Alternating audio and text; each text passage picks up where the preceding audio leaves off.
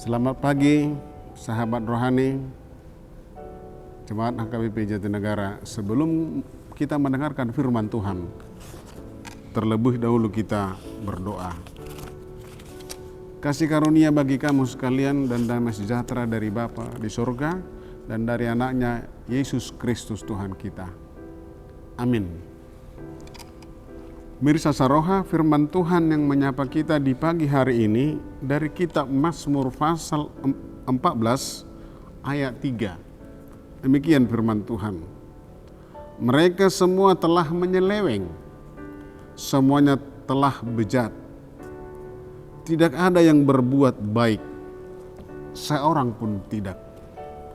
Bapak, Ibu, saudara-saudara yang kekasih dalam Yesus Kristus, mendengarkan nats hari ini begitu merinding bulu kuduk kita. Betapa umat Tuhan itu telah menyeleweng, semuanya telah bejat. Ini adalah perilaku yang tidak berkenan dan sangat tidak berkenan di hadapan Tuhan. Lihat misalnya bagaimana kuasa Tuhan. Awalnya bagaimana Tuhan menciptakan isi dunia dan segala yang ada di dalamnya termasuk manusia. Adalah keajaiban dan kuasa penciptaan Tuhan ketika manusia itu diciptakan menurut gambar dan rupa Allah, imago Dei, yang berkuasa atas makhluk hidup lainnya. Artinya Tuhan memberikan kuasa terhadap manusia agar menguasai makhluk yang lain. Lalu ternyata manusia itu ingin sama seperti Allah, yang akhirnya jatuh ke dalam dosa. Dan itu adalah godaan yang sangat tragis bagi Adam dan Hawa. Manusia jatuh ke dalam dosa. Tuhan bukanlah Allah yang tidak melihat perbuatan-perbuatan manusia, karena tidak ada yang terselubung bagi Tuhan. Sehelai benang pun tidak ada yang tersembunyi di hadapan Tuhan. Karena Tuhan bukanlah Allah yang tidak melihat perbuatan-perbuatan manusia. Malah Tuhan melihat semua apa yang dilakukan manusia. Tuhan melihat seorang pun tidak ada yang berakal budi. Semua melakukan perlakuan yang bejat. Karena menganggap mereka sepertinya tidak ada Allah. Seolah-olah Allah tidak mengetahui apa yang dilakukan oleh manusia itu. Inilah yang diberitakan oleh Daud melalui Mazmur ini. Ia melihat dengan jelas pada masa hidupnya bahwa orang-orang tidak pernah merasa memerlukan Allah, sehingga persoalan moralitas mereka menyimpang dari kehendak Tuhan. Manusia tidak ingin mengenal penciptanya.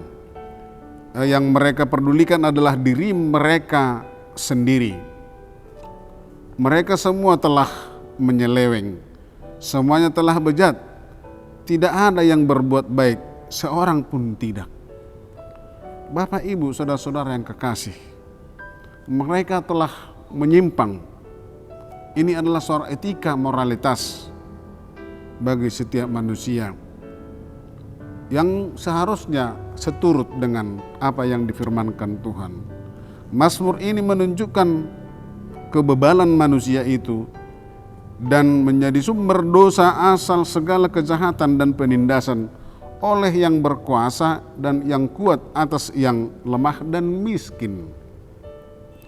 Manusia lupa bahwa Tuhan adalah penguasa yang tidak pernah terlelap dan akan mengadili atau menghakimi setiap perbuatan manusia yang tidak berkenan di hadapan Tuhan, termasuk misalnya penyelewengan dan moralitas yang sudah bejat itu.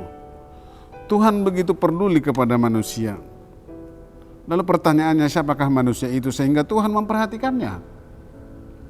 Manusia membutuhkan pertolongan.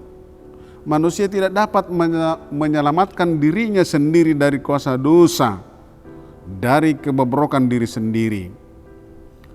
Dia tidak bisa membebaskan dirinya dari cengkeraman dosa, yaitu kebejatan tadi. Oleh karena itu, manusia itu semua membutuhkan keselamatan dan pembebasan yang diwartakan oleh Injil di dalam Yesus Kristus, yaitu keselamatan umat manusia dan dunia dan penebus kita. Kita yang telah ditebus dari sikap hidup kita yang tidak benar, kita telah diampuni. Kita mempunyai tugas datang kepadanya, sujud kehadiratnya, bertobat, dan hiduplah dengan mengasihi Dia dengan segenap hati, segenap jiwa, dan dengan segenap akal budi, mengasihi sesama manusia seperti diri sendiri. Kebejatan dan penyelewengan adalah persoalan moralitas. Memang Bapak Ibu saudara-saudara yang kekasih dalam Yesus Kristus, ajaran kekristenan memang bukan ajaran moralitas, bukan moralisme.